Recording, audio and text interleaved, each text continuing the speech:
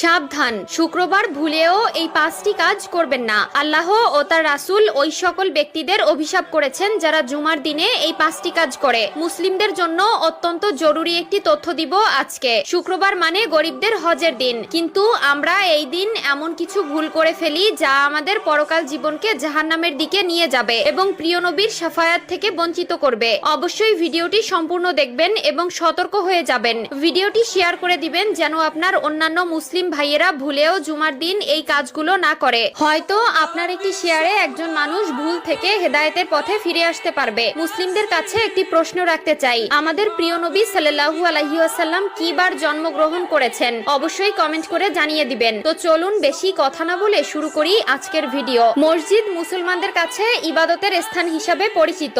এরপরও আমরা মসজিদে এমন কিছু কাজ করে থাকি যা মসজিদের পবিত্রতা নষ্ট করে। তাই মসজিদের পবিত্রতা